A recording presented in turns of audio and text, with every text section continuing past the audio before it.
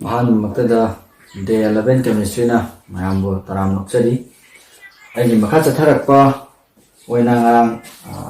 day 10 da functional group ki matang da sampa khara detail tawjakre adoi matung no makha chatharakadusina last part of the unit 6 ni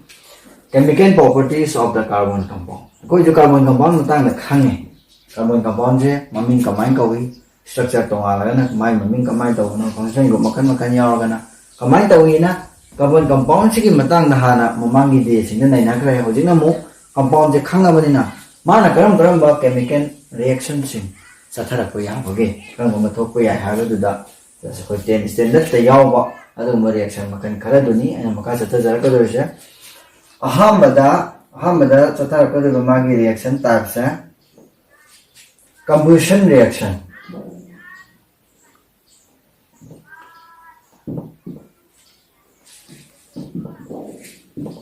combustion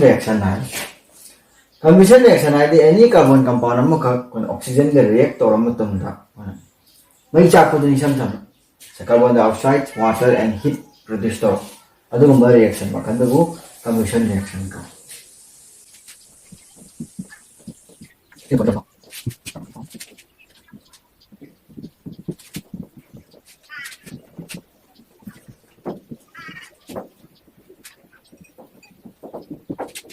combustion reaction hai da carbon compound any carbon compound carbon yaw compound ama he burn hai react aina react ai burn hai so mai cha ka duni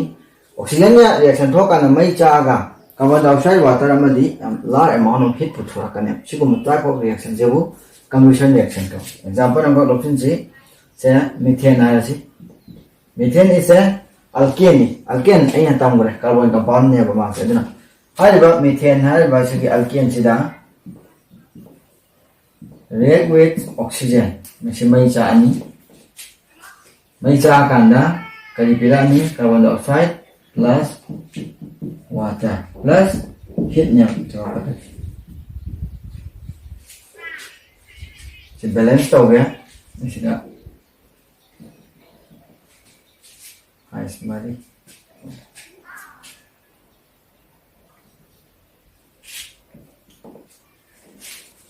sigi reaction jida aina na sai haibiduni carbon compound na karam ba chemical property karam reaction cha thai haibidu ki para duni na ain mangjau na sai hoji carbon compound matang na naina ro na loi gramina carbon compound methane cha oxygen ge reaction thu akanda mai cha akanda product ta carbon dioxide water heat pi thore sine kon any carbon yaw ba u oi ge na paper oi ge na carbon bu yaw compound kai se mai tha matam da any mai tha matam da ko na mai sha du pi thoro ini adama carbon dioxide gas am thador ka number 2 da next number 2 da kona tawdoi se combustion reaction jo chathai haiba ma khange after that oxidation reaction jo carbon compound chathai oxidation ai si kaino sima hane khangdoi se oxidation ai dai kitang shortcut ta ira ge oxidation ai ta ga di okay reaction am khangni which involve reaction jo ke dogo da addition of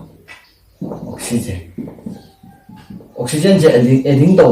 reaction to oxygen adding to ta ga oxidation ni or oxygen da hydro ha ga na kari odai ba removal of hydrogen oxidation je kaino khang ga di ma kamani reaction cha thara kani je khangmoi aduna oxidation are the any reaction which involve addition of oxygen si class 10 hogi level the field definition ni oxygen je adding to raga su oxidation thoi na traga na hydrogen no thok raga su oxidation thoi ya se ma khang biro aduga ai example da carbon compound no khacha ge hari ba carbon compound do oxidation je kamai thok ke ha do na namina si ai alcohol lo khat ke alcohol is also a kind of the carbon compound in a functional group to na na gre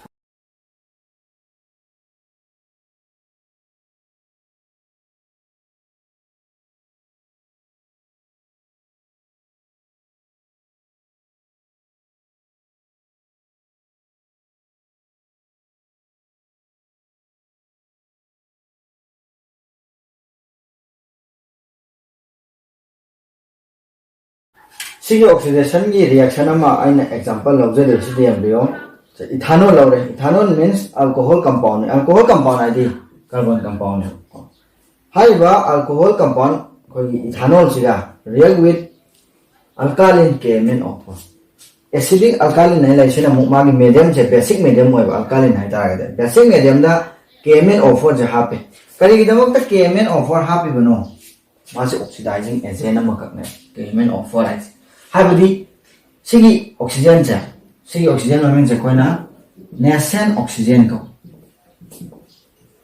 mana oxygen sigi nascent oxygen kanana pithorok no habaganda KMnO4 dagi release torok adugi mana release toriba nascent oxygen kanana oxygen doiba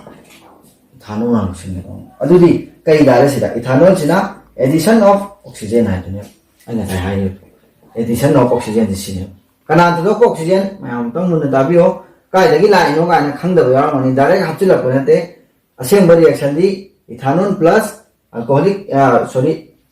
alkaline KMnO4 haigadawni adubu mangondagi thadorappa oxygen dumma mana loksilakanda first product tarise aldehyde CH3CHO aldehyde function gumni sidlaise si kari compound mo tare chai kanda aldehyde pide hani di oxidation se step amma khaktan chatha matamda product se aldehyde ta haipane adu KMnO4 se khara hena lawdana step se kitang sangthala haidi khara koina reaction thola gadi makhada na mu sida thokiba aldehyde cha sida amusam oxidation thokpi yari kanana maram waraga siga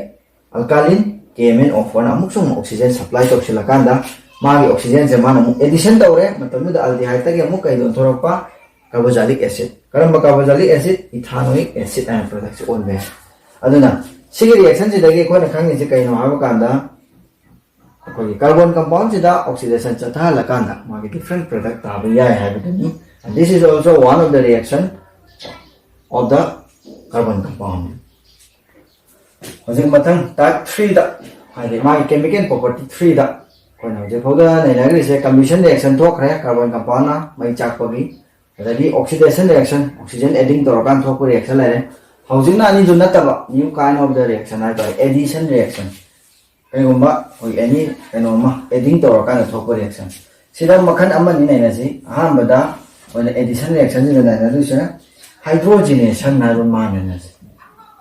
Hydrogenation.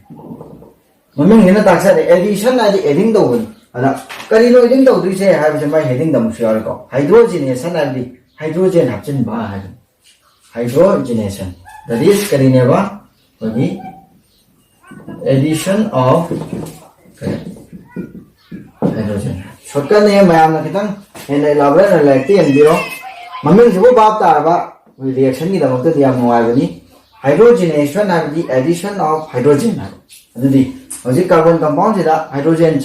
addition of Silakana, Karam product for ya. I don't know this. Example of again. See the ayamana karam mainly kada the toke have a kanta unsaturated oiva hydrocarbon token. Have the alkane gumba, single bond yaw with the talk the addition ayamana or double bond gumba, multiple bond yaw on the gumba. I don't know. Unsaturated compound or carbon compound, adu addition of hydrogen toxicity. See unsaturated ni Karino sa alkene. Alkene se kaino carbon compound. However, the double bond or triple bond yoba alkene sida reaction in addition of hydrogen other hydrogen adding toxin hydrogen adding toxin aduga magi catalyst reaction the catalyst sabama he palakani karigino hawka namana speed of reaction yam thonba reaction the magi oxygen banate product suma kasu oxygen but my speed of the reaction is man very fast Sasiga hydrogenation haibachida when half aba catalyst karam garamba elements in ya hapa nickel yai palladium yai or platinum yai and nickel half kera platinum half kera palladium half kera moi say egg as a catalyst moi na reaction jida ek to kanda combine to ba siga hydrogen ani cha carbon amount jida chambiro adoi da ni kadawni double bond bond ama tatlakanda hydrogen samakadawne aduna tragadi akoi hydrogen sampam yaude aduna product ta rakadise CH amam adding to biro sida hai chama ai present mayam uchari bachini Height and is a height of Mapiro that is CI3, single bond, CI3. I know as alkene, unsaturated over compound, Lorambado, Ajuti, alkene tare. Alkene tare. Karamba alkene, ethane, and that.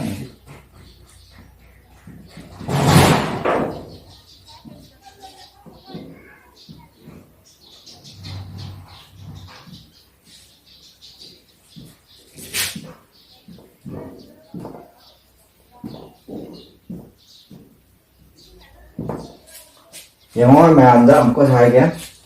hydrogenation dah macam hydrogen hapsin bani, kadang dah, ayam memilih si reaction saya unsaturated oil alkene thoi, ayu jadi unsaturated oil alkene laure ethane saya, si hydrogen add torokan dah, hai bersih kita kali ini add tau apa, catalyst one add tau, catalyst one add tau, matung dah, kali tarik ai saturated oil alkene. Aduna hydrogenation dah cekaram mematan dah season naik hai tadi unsaturated alkene nama kapu saturated tau, untuk mematan dah. Hydrogenation this is also one of the addition reaction. Addition reaction type of hydrogenation. Hydrogenation, hydrogen option. Halogenation. Halogenation has addition of halogen. Addition of halogen. Halogen kamu chlorine, chlorine, bromine, iodine, sini halogen kamu se adding tau kanda thok wa du reaction se guna halogenation. Halogenation se ki particular one example nama karam halogen oxygen jige lu khana si se bromination hai se bromination. Si halogenation ki makhan naman example lam halogenation adi halogen sila koi sip yang pulap chandra du particular bromine hapo di ama khana si bromination. Chlorine hapo agana chlorination. So anam mami sila. Adana bromination sida bromine je hapsin doi ni kai hapsin doi no carbon compound hapsin doi ni ko. Sama nai sisu ko na unsaturated oiba ko gi hydrocarbon ama khakta ko na bromine se add tor kanda ma product thangna bhona baduni. Aina example sida explain to jara ga bromination example sida amuka sulawa ga ethane jalawa ga unsaturated oiba ko sai lawa. Ethane jalawa abu matong da bromination bromine hapsi lo habani bromine hapsi hairadi that is bromination the addition of bromine haban moje molecule form the like magi single from the free exist like ngam de molecule form in my phai dagi hoge free exist like ngam form de na bromine hapsi Br2 bromine water on happen unsaturated oiba alkene namala ore ko unsaturated oiba alkene ni to unsaturated oiba ko alkene sida je bromine water se ko e to mo ta ta ka doi sa masai du ga chap manai sisu double bond se thugai doi ni kamana bromine cha am changhan se ta la ta ta doi sa CH2 da Br ma single bond CH2 da Br ada dari mami ke itara biar ani yawani 1 dama 2 dama dona 1, 2 dibromo kali ethane sigi man to ta kana na tang yang giro unsaturated or alkene nam laure bromine ai halogen hapchin ba ne na chama ai chlorine laure se dum ya daina reaction da bromination ni na bromine laure duga bromine ani se among chambiro changma matam da bond ma tat ani tat la kanda bromine among phara carbon ya coil mani mani se dum ta ka se produce. This reaction hadi halogenation ki reaction ni sisu addition reaction ki part amane. Okay. Addition reaction ki aroi bada kono je fall taw se hydrogenation hydrogen hapchin ba ba ma se tawre adagi ko bi halogenation halogen group tagi adding taw ka na double bond ram thuwai do im tawre ad hauja mo taw du sina sisu sab manai unsaturated oil hydrocarbon have multiple bond yawa pota like hydrobromic acid HBr reaction thok pagi poto ni matanuda magi double bond yawa mo poto sinan mo nan thora ka sama na ethane namaga lawre CH2 double bond CH2 unsaturated oil hydrocarbon lawre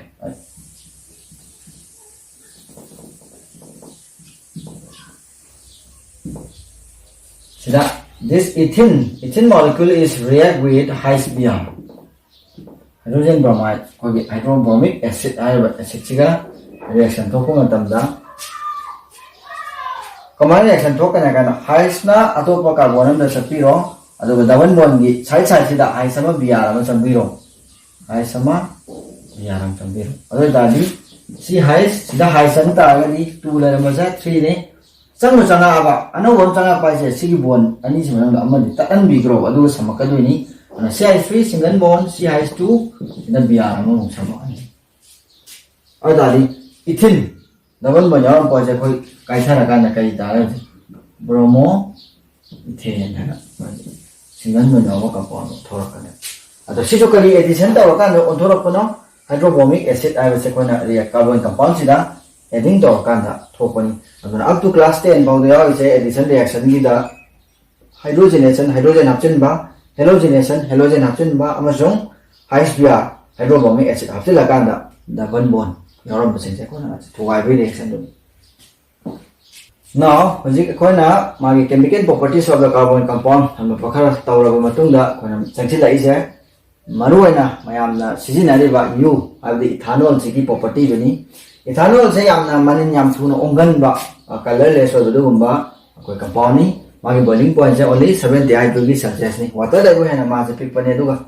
tungan ba magi characteristic smell am khak mangonda leijagani alcohol se adai ma se mai chak ma tamda yamna blue koi gas flame chai mana blue flame chakani aduga koina laboratory do oita agadi ma se organic solvent na koi reaction to matamda as a solvent na sijine ayamba most of the solvent koi alcohol the best to sijine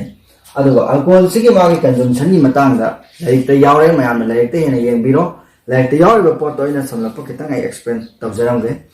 ethyl alcohol na mayam na yu koi ethyl dagi maitai de koi manipur si da su koi chatharaga laiba yu sungba yu se kanate sigi ethanol sini mayam thai ise thakpa consumption tawba yari se aduga atopa yu makhan mayam lai sinaba yadaba ko da ethyl alcohol sidi koina ingredient food ingredient singai tawga semjara kana koina sinaba yai kana balai mai kana da balai magi koina alcohol amoina yu amoina thakpa kana human consumption da ayaba pirisa asida samba pong dang pijara ke human consumption da thakpa yari se yu gi alcohol gi percentage 3 to 50% ne ayam thakna is what range you yam phajare tang ai se ma ga 50 la la maro to ayam mana 48 42.8 chumana magi percentage le amani hai sigi beyond magi abab ta chakhida ragadi koi consumption da madu ya aro chang yam suani ana mayam thangari sina human thana boida mak sigi re yanse da mayam na thana badu si ware aduga alcohol se kana balai pot khodima kana da balai you kana de kam matamda kana mayam se na khangma helabaduni yogi matangadi aina just chemical property naina ba khakiwani alcohol sina koida magi thakpa yaba amount haidi minimum amount da kitang khona consume taw matamda yamna kana se kana kana khoi human sida stimulate am khak taw yamna excitement ge laihanba isani saw self respect ai mood nuai taw op ta lairama mayam ma mood che kitang change laktana aingonda haidi wakhan kitang nuai hanba adagi aingonda energy supply taw haibdi alcohol yarba o koi oxygen yarni adumana oxidize tawar kanda koi hena henba energy supply tawi aduna manama kanda isada energy yarok tabagi chokthara ko wara kodo kitang di koi excitement phangal sina mayam thakje mayam na ngaw na thakba ko thaktu na te hidak oina koi yam small amount da consumption taw taragadi magi kana balai aduga very large amount da consumption taw khala ado taragadi sometimes memory loss aina ngasai kali khalani thakra matunga ai kai doi khangdaba adagi yam lethargy koi tantharaga mutibra feeling of the laiba adagi koi hagot ningdaba tanthaba adagi koi gi yam thuna sawan ba temper laiba mi khana ba kopa koi sagi memory se kada out of the control da adumana thoi ba mayam sina magi effect of the large amount of koi alcohol consumption ne aduna mayam na sidagi parase tamaga na koi na khangmina de se kaino usina mainly affect o se kaino the central nervous system jitane koi brain amadi spinal cord ki sida effect pi na mar kan memory ne ampera ka hal kitang thak pa na mo memory da nungai hali magi mainly focus di central nervous system na he na thae central nervous system shwe changam da thae kitang magi yawe amount thak ta ga na central nervous system he na magi mathau se tawali yam examen phangi ani sidagi yam na kana do khanbiro just aina ngasi nai nai sidi ethanol gi magi property amadi kamaina consume toba yagi habuduni aduga ngasi gi last part ta aina alcohol gi oiba base reaction ani khakta ngai tawjaran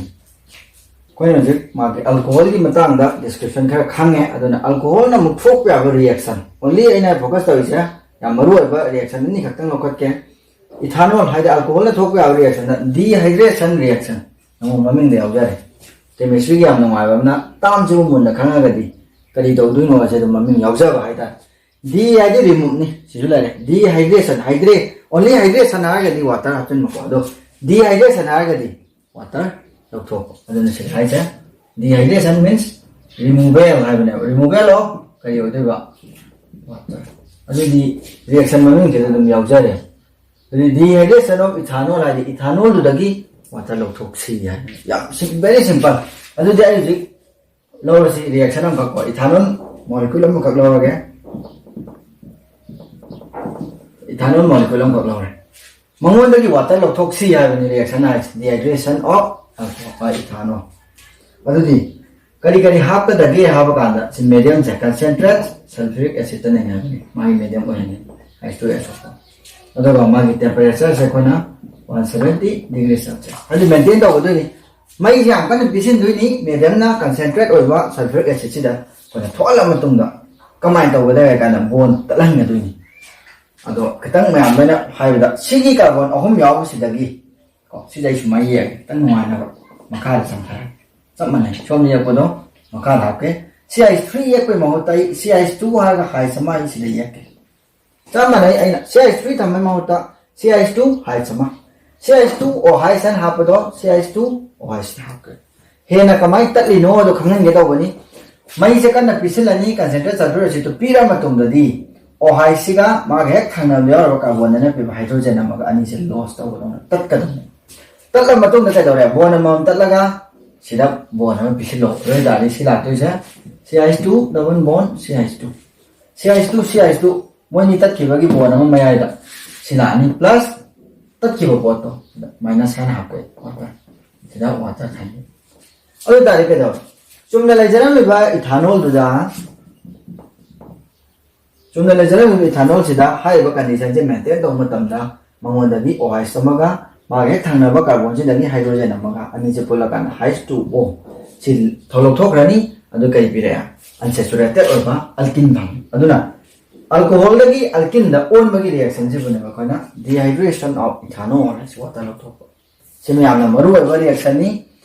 aduga atopa last ba magi maru ba reaction ama khatanga lokolakke zik alcohol gi parada magi ani soba yam important ba koi reaction cha esterification ha koi ester ba compound le function group ado aina di mamang function group to dai palamdre 11 di phajana num nai narani ester ba compound tarak pa hai tare kadai di tarak kadu ba carboxylic acid ka alcohol reaction thopa in the presence of acid medium da koi alcohol amaga carboxylic acid chiga reaction thoka da moi ni makse natta ba newly koi ester compound am form to reaction ani sida pija carboxylic acid ni COOH then ina tatpa do nu yeng nungai na ba na sumai na pi da bani OH chom yaw sai chom thong na ri sai OH yaw na ma alcohol carboxylic acid plus alcohol in the presence of acid H plus na pj acid ni matam da sidagi water loss tawrani ko sidagi water loss tawrani adu water pitho ga di kai da CH3 COO CH2 CH3 mala adu ta si kai no sida function go am khak yaw ri kana COO ha function go chibu kon external this function group is external COO is external aduna compound sida ester yaurabanina sigi compound sa ester compound mainly maming kai kauni sa ethyl acetate to sumaina alcohol sina carboxylic acid ka reaction thokanda ethyl amakha form tori haiba du gi reaction sigi maming sibu ester form to bai dama mabu esterification na ba ana ester sa kamai to gono ha ta ester se koina kai ge ester ha compound sa si compound sigi manam se ko pretty semen ester same de kaman san kan manam ta ong nam kan da hei gi manam nama ada ri compound ester yaure na adamana khangbi ngasi aina haidi matang chathara iba unit 6 ki chathara ko sida hoje aina tawjai se unit 6 ke aroiba pani very important ni reaction je hayeng exam da di sikhatang ibane yaroi reaction uro plus magi wording da wat oina su khoi wahai nam tang su ibiram mo ko yam hangali chai ko da yam sigi study application se dum lakpani aduna mayamna organic compound ko ba para se unit 6 se loijare ngasi sida loijare magi samlapa mamang dagi yengbira kanda khangdaba adai chithana da hoba kai kai hapchiningli ndaga kai kai da dot lai haiba mayam do nam ko ni comment amam tang box ta pivira kanda adai dum clarify tawjarake adoga ma paringa na chathara iba koi chemistry gi or any other subject mayam li lai ba pocha magi last part tu kaptang yenga bab taroi mainly chemistry dai haijage magi sequence 9 lak pida ba taragadi koi reaction matang manau na loina mari mari laina bana maram morakanda yaragadi aroi ba namuka naige hobadagi continue da chapter amam chi yengbiyu matanu da bab tagani sigi da maktadi tang swaida lo sinjarage next anoba chapter amamu nanasi thank you